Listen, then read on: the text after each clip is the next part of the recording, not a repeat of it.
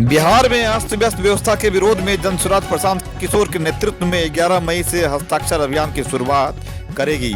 लगभग 1 करोड़ लोगों के हस्ताक्षर को लेकर राज्यपाल के पास जाएंगे। पूर्णिया जिले के जनसुराज के जिला सचिव राहुल झा ने प्रेस वार्ता के दौरान इसका उल्लेख किया। इस दौरान भूमि सर्वेक्षण के मुद्दे पर कहा कि ये धन उगाही का जरिया बन गया है, खुलेआम रेट का निर्धारण हो रहा है, रुपये की बंदरबाट हो रही है। उन्होंने कहा कि बिना तैयारी के सरकार विशेष भूमि सर्वेक्षण का काम कर रही है, इससे विवाद बढ़ रहा है, सिविल मुकदमा बढ़ गया है, परिमार्जन पोर्टल सही से काम नहीं कर रहा है, 90,000 जमाबंदी पूर्व और वर्तमान के जमीन मालिक पर रन कर रहा है, इससे दोनों का खाता कट जाएगा। जातिगत जनगणना के मुद्दे पर कहा कि सरकार ने जो वादा किया था उस पर खरे नहीं उतरे, इसे ठंडे बस्ते में डाल दिया गया। आरक्षण कोटे में बदलाव नहीं हुआ, सरकार सिर्फ वोट की राजनीति करती है। जनसुराज के सदस्य का डॉक्टर कृष्ण मोहन ने मुख्यमंत्री पर निशाना साधते हुए कहा कि साल 2006 में नीतीश कुमार ने महादलितों को 3 डिसमिल जमीन देने का वादा किया था, वो वादा पूरा नहीं हुआ। उन्होंने कहा कि पीएम नरेंद्र मोदी मंच से बिहार को 1.25 लाख करोड़ रुपए पैकेज देने की बात करते हैं, लेकिन वो गया कहां। चुनावी मौसम से सिर्फ लोग लुभावने वादे कर वोट बटोरना चाहते हैं। सरकार की विफलता को लेकर जनसुराज गांव-गांव जाकर लोगों को इससे अवगत कराएगी। जनसुराज के जिलाध्यक्ष बंटी यादव ने कहा कि व्यवस्था में बदलाव को लेकर हमारा ब्लूप्रिंट तैयार है। पलायन, बेरोजगारी, भ्रष्टाचार को रोकने के लिए पार्टी सही सकारात्मक सोच के साथ काम कर रही है। उन्होंने कहा कि आगामी 11 मई से प्रशांत किशोर के नेतृत्व में हस्ताक्षर अभियान प्रारंभ होने जा रहा है, जिसमें आम लोगों की सहभागिता होगी। इसमें सरकार की विफलता को लेकर लोगों से संवाद भी होगा। उन्होंने कहा कि सरकार को विकास से कुछ लेना देना नहीं है, सिर्फ सत्ता सुख भोगने से मतलब। उसका मुख्य कारण होता है कि अंग्रेजी में हमारे बच्चे कहीं ना कहीं अपने आप को इंफीरियर लगता है उनको कि वो इंफीरियर। प्रशांत जी ने ये वादा किया है कि जब तक विश्व स्तरीय शिक्षा की व्यवस्था हम नहीं कर देंगे तब तक हरेक उस गरीब परिवार को, हरेक उस परिवार के बच्चे को अगर सरकारी स्कूल में ना पढ़ के अंग्रेजी माध्यम से पढ़ना है तो उसकी व्यवस्था आज के अंग्रेजी स्कूल में किया जाएगा और उसका फीस अगर हमारी सरकार बनती है तो उसका फीस गवर्नमेंट की तरफ से दिया जाएगा, जब तक हमारा वैकल्पिक व्यवस्था कायम नहीं हो जाता है। तो ये उनका एक पायलट प्रोजेक्ट की तरह इस्तेमाल जो सरकार कर रही है उसको विकास से कोई मतलब नहीं है, सिर्फ सत्ता भोगने के लिए वो आज कुर्सी पे विराजमान है। ऐसा 94 लाख परिवार चिन्हित हुआ था जिनको 2 लाख रुपए देने की बात थी। तो हम तो जाने कि भाई 94 लाख परिवारों में कितने परिवारों को मिला है, क्या ये जानने का हक नहीं है? क्या पब्लिक को जानने का हक नहीं है कि जो वादा सरकार करती है वो निभा रही कि नहीं रही है? और यही उद्देश्य है, आपके माध्यम से हम लोग ये बताना चाहते हैं कि सरकार जो वादा कर रही है उसको भूल करके सिर्फ और सिर्फ अपने सत्ता सुख के लिए आज कमल के साथ, कल लालटेन के साथ। का बहुत इस पर है कि जाति की जनगणना क्यों की गई। आपने जाति की जनगणना के वक्त कहा था कि मेरे पास आंकड़े आएंगे, मैं उन आंकड़ों के आधार पर आरक्षण दूंगा, मैं उन आंकड़ों के आधार पर गरीब परिवार को परिवार 2 लाख रुपये दूंगा, उसके लिए रोजगार में ऋण की व्यवस्था होगी। तो मेरा एक सरकार से हमारी पार्टी की यही मांग है कि एक श्वेत पत्र जारी करें कि आपने जाति जनगणना करके जो बिहार की जनता से वादा किया था जो करने का, उसमें आप कहाँ तक खड़े उतरे, या जाति जनगणना कहीं आपका जातिगत विद्वेष फैलाकर सिर्फ वोट लेने का एक जरिया तो नहीं। और हमारी पार्टी को लगता है तो सिर्फ यही इसका एक कारण था। जाति जनगणना सुना होगा और आप लोगों की जानकारी में होगी कि बिहार सरकार ने विशेष भूमि सर्वेक्षण अधिनियम 2014 पारित किया था। इसमें सरकार ने अपने लिए ये लक्ष्य निर्धारित किया था कि संपूर्ण भूमि के रिकॉर्ड को अद्यतन किया जाएगा, और चूँकि बहुत दिन से नया खाता नहीं खोला गया है तो नया खाता लोगों को दिया जाएगा। ये एकदम बिना किसी पूर्व तैयारी के बेतरतीब ढंग से एक उठा लिया गया कदम था।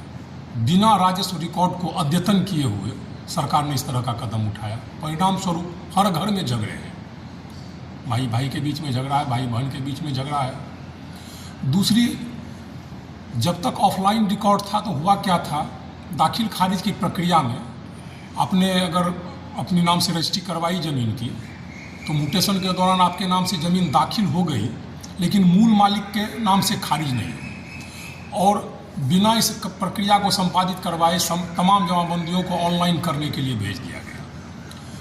बिहार सरकार के ही एक डाटा के मुताबिक करीब 90,000 ऐसी जमाबंदियाँ रन कर रही हैं बिहार में, जो दोनों नामों पर है, अपने पूर्व के मालिक के नाम पर भी और आज के मालिक के नाम पर भी। और बिना परिमार्जन प्लस उनका पोर्टल है और उनकी समस्या ये है कि आज तक परिमार्जन के बाद परिमार्जन प्लस पोर्टल हुआ और एक भी परिमार्जन सही ढंग से किसी का हुआ नहीं। आप जब देखिएगा जाके ऑनलाइन तो जातियों जो जमाबंदी लिखी गई है उसमें जो जाति वाला कॉलम है तो कहीं भी उसमें शुद्धता नहीं है, जो आगे के दिन में एक बहुत बड़ी समस्या पैदा करेगी आरक्षण के संबंध में, क्योंकि जातियों का नाम स्पष्ट रूप से वर्णन नहीं है और अभी तक बिहार में खतियान के आधार पर ही जाति का निर्धारण, जाति का सबसे बड़ा सबूत खतियान ही है और दूसरा कोई सबूत नहीं। वो भी एक समस्या आएगी।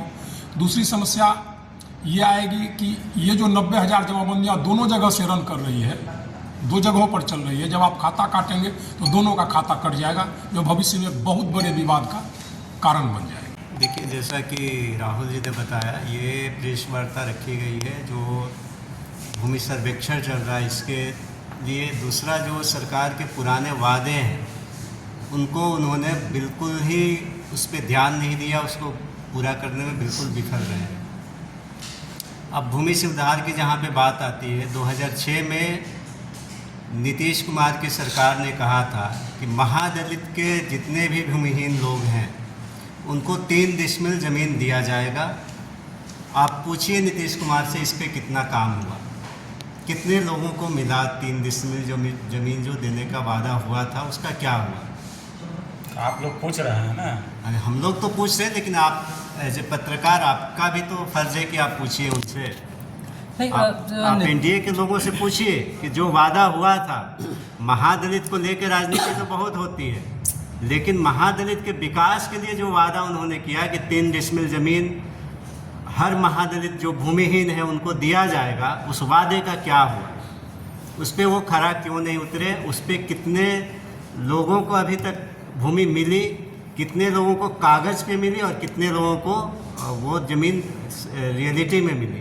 कुल हम लोगों का 5-6 चीज़ें हैं, उस पर हम लोगों को काम करना है। एक तो बेरोज़गारी है, बिहार में रोज़गार सृजन कैसे होगा?